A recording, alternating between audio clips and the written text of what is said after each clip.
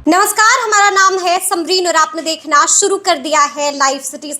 देखिए, कहा जाता है कि बिहार देश की दिशा और दशा तय करता है और एक बार फिर से बिहार ने अपना दम दिखा दिया है। देखिए, आपको मालूम है कि 23 तारीख को विपक्षी एकता की बड़ी बैठक बिहार की राजधानी पटना में होने वाली है और आज से ही नेताओं का आगमन शुरू हो गया है। यानी कि एक बार फिर से बिहार ने अपना दम दिखा दिया है और एक बार फिर से बिहार इतिहास रचने को तैयार हो गया है। तो आज इसी पे हम चर्चा करेंगे और आज हमारे साथ चर्चा करने के लिए मौजूद हैं सीनियर जर्नलिस्ट ज्ञानेश्वर जी। तो सबसे पहले तो ये बताइए कि एक बार फिर बिहार तैयार है, एक बार फिर से बिहार ने दम दिखा दिया है। देखिए समरीन, बिहार लोकतंत्र के लिए, जमहूरियत के लिए हमेशा तैयार रहा है, क्योंकि आपको पता है बिहार लोकतंत्र की माँ है। लोकतंत्र का जन्म कहाँ हुआ? वैशाली में, ठीक है जी। तो वैशाली जन्मदाता है डेमोक्रेसी का। तो वैशाली इस बात का हमेशा ख्याल रखता है, बिहार हमेशा ख्याल रखता है कि लोकतंत्र में संतुलन बना रहे। और जब यह लगने लगा कि देश विपक्ष विहीन होता जा रहा है और विपक्ष में कोई दम ही नहीं बचा है, तो बिहार उठ खड़ा हुआ है। और कल की बैठक देखिए, नीतीश कुमार ने उम्र के इस पड़ाव पर वह क्रांति पैदा करने की कोशिश की है। देखिए, मैं क्रांति और बदलाव की बात कर रहा हूँ। मैं ये नहीं कह रहा कि 2024 में नरेंद्र मोदी सत्ता से बाहर ही हो जाएंगे, लेकिन हाँ, मजबूत विपक्ष की तस्वीर दिखने लगी है और यह तस्वीर भी जरूरी है। देखिए, नीतीश कुमार ने किस तरीके से नेतृत्व किया है। देश में यदि राष्ट्रीय पार्टियों की बात करेंगे तो बीजेपी की बात होगी, कांग्रेस की बात होगी। कांग्रेस आज विपक्ष में है, लेकिन देश के विपक्ष को कांग्रेस एक नहीं कर पा रहा था। राहुल गांधी क्या कर लेते कांग्रेस के सर्वे सर्वा, उनको तो सीरियस ही नहीं लिया जाता। ठीक है, नहीं सीरियस और कितने गंभीर कितने गैर गंभीर इस पर हम नहीं आते हैं, लेकिन उन्होंने तो अपनी सत्ता भी, मतलब उन्होंने अपनी सदस्यता भी गंवा दी, पता ही है आपको। तो राहुल गांधी क्या कर लेते? कांग्रेस के मुख्यमंत्रियों को जमा कर लेते, लेकिन क्या वे ममता बनर्जी को बुला पाते? क्या वे अरविंद केजरीवाल को बुला पाते? क्या वे स्टालिन को बुला पाते? क्या वे महबूबा मुफ्ती को बुला पाते? क्या वे उमर अब्दुल्ला को बुला पाते? लेकिन नीतीश कुमार ने अपने नेतृत्व क्षमता और अपनी छवि के दम पर, और फिर बिहार जो क्रांति की भूमि है, बदलाव की भूमि है, तो नीतीश कुमार ने पहल की।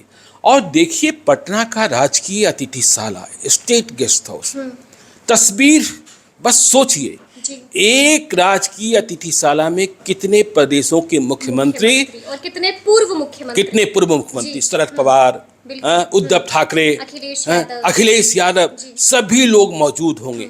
तो यह अवसर बिहार को ही प्राप्त होता है। और जो लोग यह समझ रहे थे कि एनडीए से अलग होते ही नीतीश कुमार समाप्त हो गए हैं, तो नीतीश कुमार ने वो छतरी खोली है। पहले वे छाता के भीतर थे, मतलब बीजेपी के भीतर थे, मतलब नरेंद्र मोदी का छाता और उसके भीतर नीतीश कुमार एक मुख्यमंत्री। लेकिन अब नीतीश कुमार वे चेहरे बन गए हैं जो देश के विपक्ष को, राहुल गांधी को क्या स्टालिन बुला लेते? राहुल गांधी को क्या ममता बनर्जी बुला लेती? राहुल गांधी को क्या महबूबा मुफ्ती बुला लेती?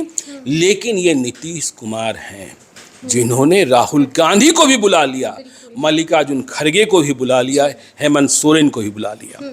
और देखिए, हमने पहले ही कहा कि मैं ये नहीं मानता कि ये नरेंद्र मोदी को सत्ता से बेदखल ही कर देंगे। देखिए, नरेंद्र मोदी एक सुपर ब्रांड है और उनके प्रति भक्ति भाव रखने वाले लोगों की जमात इतनी बड़ी है कि संघर्ष बहुत कठिन है। लेकिन जब संघर्ष कठिन होता है तभी रास्ता भी निकलता है। और बिहार क्यों हम कहते हैं क्रांति की भूमि है? 1977 याद कीजिए, देश में इमरजेंसी लगी हुई थी, इंदिरा गांधी की तानाशाही चरम पर थी। इंदिरा गांधी ने मान लिया था कि इंडिया मतलब इंदिरा गांधी, इंदिरा गांधी मतलब इंडिया। तो बिहार ने ही, और किसने? जयप्रकाश नारायण ने, लोकनायक जयप्रकाश नारायण ने शंखनाद किया, सिंहासन खाली करो की जनता आती है। तो अब देखिए, जब देश में इमरजेंसी थी और इमरजेंसी के बीच ही अचानक से जनवरी 1977 में चुनाव की घोषणा हो गई और हालात ऐसे थे कि कोई चुनाव लड़ने की हिम्मत नहीं कर पा रहा था। इमरजेंसी में बस इतने भर की छूट दी गई थी कि बहुत सारे नेताओं को जेल से रिहा किया गया था, लेकिन अब भी बहुत सारे नेता जेल के भीतर थे, ठीक है ना। तो वैसी स्थिति में देश को चुनाव लड़ना था। छूट इतनी थी कि कुछ सभाएं आप कर सकते थे जो पहले इसकी भी मनाही थी। तो ऐसे में अधिकांश नेता, देखिए जॉर्ज फर्नांडिस मुझे याद है, मैंने पढ़ा है, तब मुजफ्फरपुर जेल में बंद थे और वे भी इस बात के शुरुआती पक्षधर नहीं थे कि चुनाव में भाग लेना चाहिए। उन्हें लग रहा था कि चुनाव में धांधली होगी, हम लोग चुनाव नहीं लड़ पाएंगे। कोई पार्टी नहीं थी, 4 अलग अलग पार्टियां थीं, इसी तरीके से बिखराव था, ठीक है। तो जॉर्ज फर्नांडिस भी चुनाव लड़ने के मूड में नहीं थे, लालू यादव भी जेल में थे, ठीक है ना। तब जेपी ने पहल की। जेपी का मूड भी शुरुआत में चुनाव के बहिष्कार का ही था, लेकिन जेपी को लगा नहीं, ये बात ठीक नहीं होगी, चुनाव तो लड़ना होगा, जीतना हारना अलग है, लेकिन इंदिरा गांधी को चुनौती देनी होगी, सत्ता को चुनौती देनी होगी, और यदि हम चुनाव नहीं लड़ेंगे, बहिष्कार कर देंगे, तो जनता जो आज मेरे साथ खड़ी हुई है, मेरे आंदोलन में खड़ी हुई है, वह मुझसे जवाब मांगेगी। तो जेपी गए दिल्ली, और दिल्ली में भी कई नेताओं ने कहा नहीं बहिष्कार।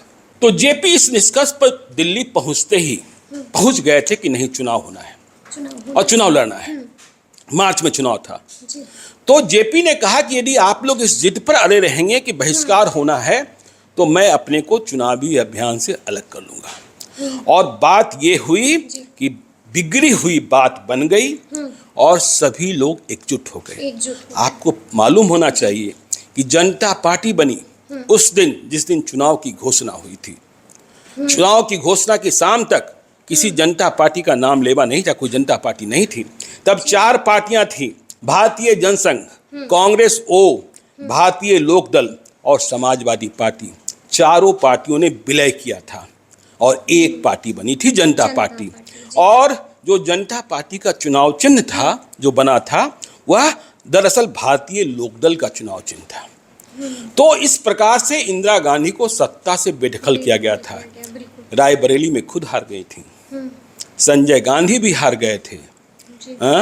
तो देखिए, बिहार परिवर्तन की भूमि, बिहार बदलाव की भूमि। और इसके बाद जो जनता पार्टी की सरकार बनी, वहाँ भी स्थिति ठीक नहीं रही। जिन उम्मीदों के साथ जनता ने जनता पार्टी को सत्ता सौंपी थी, वहाँ सब लोग अलग अलग थे, बिखराव हो गया। और इंदिरा गांधी के प्रति बहुत ही आक्रामक कार्रवाई की गई। उन्हें घर से निकाल दिया गया, जैसे आज राहुल गांधी को बेदखल किया गया। इंदिरा गांधी के पास दिल्ली में रहने को घर नहीं था।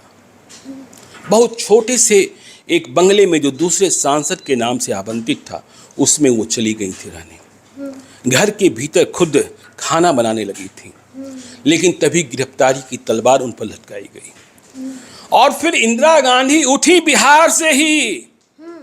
आपको याद होना चाहिए कि बिहार में एक बेलछी कांड हुआ था, जब उसपे हाथी पर सवार होकर मतलब बारिश बहुत मूसलाधार बारिश, नदी पार किया और हाथी पर सवार होकर बेलछी में पहुंची थी इंदिरा गांधी। फिर से इंदिरा गांधी को सत्ता में लाने का जो ध्वजवाहक बना, वह भी बिहारी था। क्या नारा लगा था? आधी रोटी खाएंगे, इंदिरा को वापस लाएंगे। तो बिहार जो है, मैं फिर कह रहा हूं, नतीजा क्या होगा 2024 का, इसका अनुमान अभी मत कीजिए। 1 to 1 फाइट होगा कि नहीं होगा, इसका अनुमान मत कीजिए। लेकिन हाँ, विपक्ष एक साथ खड़ा हो रहा है। और देखिए, आज मायावती ने कहा कि दिल तो मिल नहीं रहा है, हाथ मिला रहे हैं। लेकिन आपको यह भी पता होना चाहिए कि पहले हाथ ही मिलता है, फिर दिल मिलता है। हाँ, बाद में दिल मिलता है। तो पहली मुलाकात, तो यह मुलाकात ही असंभव थी। यह मुलाकात तो नीतीश कुमार की देन है कि शरद पवार, उद्धव ठाकरे, स्टालिन, हेमंत सोरेन, अरविंद केजरीवाल, ममता बनर्जी, और आपने देखा अखिलेश यादव, ममता बनर्जी आज पहुंची और पहुंचते ही महफिल लूट ली। बिल्कुल। लालू यादव का पैर छूकर आशीर्वाद लिया। आपको शॉल याद, भी पहनाया, शॉल भी ओढ़ाया, और आपको याद होगा कि लालू यादव भी रेल मंत्री थे, ममता बनर्जी भी रेल मंत्री थी, और दोनों के बीच कितनी जंग हुई थी। तो दिल मिल रहे हैं वहां, और इसलिए चुनाव जो होने जा रहा है, यदि यह कोशिश रंग लाई, कब बेरंग हो जाएगी मुझे नहीं पता। और विपक्ष, कोशिशें तो बहुत हो रही है बेरंग करने की। और विपक्ष के नेताओं को पता है कि उनकी गिरफ्तारियां हो सकती हैं, उन्हें जेल जाना पड़ सकता है। तो जैसे इंदिरा गांधी ने विपक्ष के नेताओं को जेल के भीतर कैद किया था, लालू यादव तो जेल काटते ही रहते हैं। अब तेजस्वी यादव पर भी गिरफ्तारी की तलवार लटकी है। अब तक नीतीश कुमार के खिलाफ कोई मामला मिला नहीं है, लेकिन इस लड़ाई का फलाफल नीतीश कुमार भी जानते हैं कि क्या, लेकिन लड़ना है। और मैं हमेशा कहता हूं कि लोकतंत्र में विपक्ष की आवाज बुलंद होनी चाहिए। यदि विपक्ष की आवाज बुलंद नहीं रहेगी तो जनता की आवाज मर जाएगी। सवाल पूछने वाला होना चाहिए। तो ये अच्छी बात है कि बिहार में ही फिर से पहल हो रही है। सोच ही नहीं सकते थे, राहुल गांधी इतनी बड़ी संख्या में नेताओं को जमा नहीं कर सकते थे।